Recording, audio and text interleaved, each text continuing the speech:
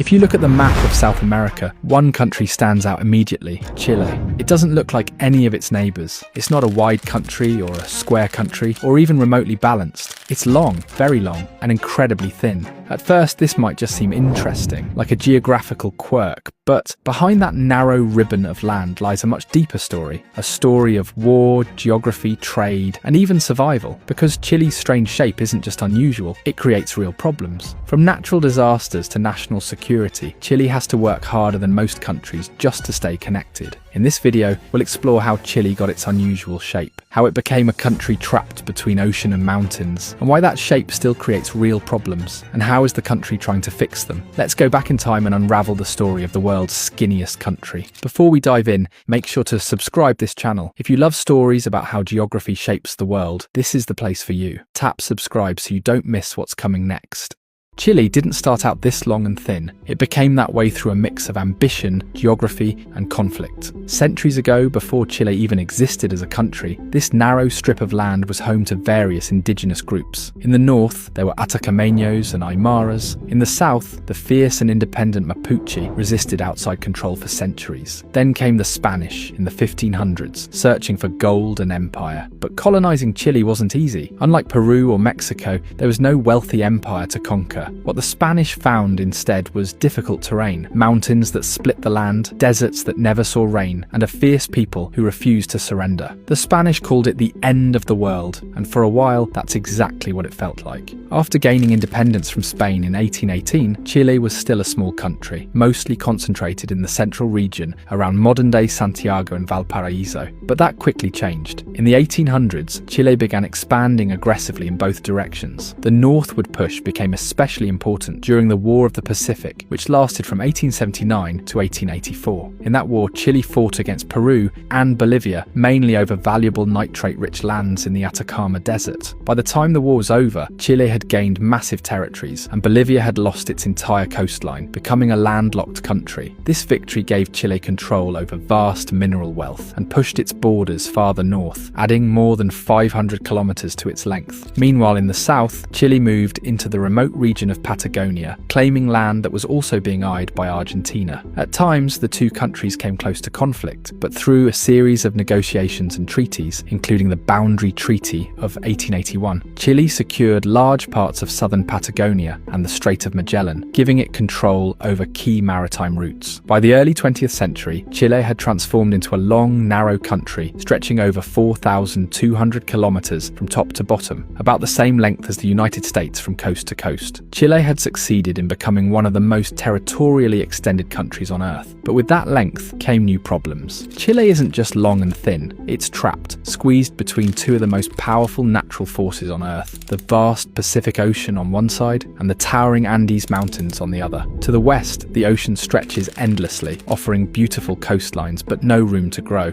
To the east, the Andes rise like a massive wall, one of the highest mountain ranges in the world. These mountains aren't just tall. In some places they reach heights of over 6,000 meters, forming a near impassable natural barrier. This geography turns Chile into what feels like a narrow hallway, a country that's stretched from north to south but barely wide enough to breathe. In its narrowest parts, Chile is less than 100 kilometers wide. That's thinner than some small US states. Now imagine trying to build a country on that. Roads that have to wind between mountains, railways that can't cut across flat land because there isn't any, and cities that can only grow in one direction, north or south. In the north, the challenges are just as extreme. Chile is home to the Atacama Desert, the driest desert in the world. Some parts haven't seen a single drop of rain in decades. It's so dry and lifeless that NASA has tested Mars rovers there, yet people still live and work in the Atacama, mining valuable resources like copper and lithium. In the far south, the landscape flips. There you find cold rain, wind, glaciers, and icy fjords that split the land into pieces. Roads are difficult to build, or sometimes impossible. You can't just drive from one end of Chile to the other. In fact, in the southern region of Aysén and Magallanes, the only way to reach some towns is by ferry, plane, or by passing through Argentina. Yes, even today, some Chileans must leave their country, cross a foreign border, and re-enter just to visit another part of Chile. This isn't just inconvenient, it's a strategic vulnerability. If a natural disaster strikes, like an earthquake earthquake or a flood, rescue operations can be delayed for hours, even days. If a geopolitical conflict ever arises, Chile's disconnected geography becomes a serious risk. Supplies might not reach where they're needed, people might be cut off entirely. So while Chile's geography makes it beautiful and unique, it also makes the country fragile, like a ribbon stretched too thin between two forces it can't control. But Chile hasn't given up. It's found creative ways to fight this isolation, which leads us to the next part of the story. Chile's biggest challenge has always been keeping the country connected from top to bottom. Over the decades, the government has tried building roads, highways and airports to solve this problem, but geography keeps fighting back. In some places, the terrain is so rugged that building a road takes years, only to be wiped out by floods or landslides the following season. The Carretera Austral, also known as Route 7 or Southern Highway, is one of the most ambitious projects ever built in Chile. It was started in the 1970s during the military dictatorship of Augusto Pinochet, not just for development, but for national control. The government feared that the south, cut off from the rest of Chile, could become vulnerable to outside influence or even invasion. But building it wasn't easy. The road had to cut through thick forests, steep mountains, and raging rivers. Even today, after nearly 40 years, some parts of the highway are incomplete or can only be crossed by boats. Maintaining this highway is expensive, and natural disasters like earthquakes and landslides constantly damage parts of the road. Speaking of earthquakes, Chile is one of the most earthquake-prone countries in the world. It is located on the Pacific Ring of Fire, one of the most seismically active regions on the planet. It experiences thousands of small earthquakes every year, and even several massive ones. In 2010, an 8.8 magnitude quake struck near the city of Concepcion, killing hundreds and destroying thousands of buildings. That quake was so powerful, it literally shifted the Earth's axis and shortened the length of the day by a tiny fraction. When disasters strike, Chile's long shape makes rescue efforts difficult. It can take hours or even days for aid to reach affected areas, especially in the south. For example, a hospital in Santiago is no use to someone trapped in a mountain village 2,000 kilometers away. And this isn't just about disasters. Even in normal times, everyday life in Chile requires a massive effort just to stay connected. Flight times between the north and south can stretch over 5 hours. Cargo trucks often have to cross into Argentina and then come back, just to bypass impassable terrain. The further south you go, the harder life becomes, not because of people, but because of geography. And this geography also affects Chile's economy. Because the country is so stretched out, its population is unevenly distributed. Most Chileans live in the central region, around Santiago.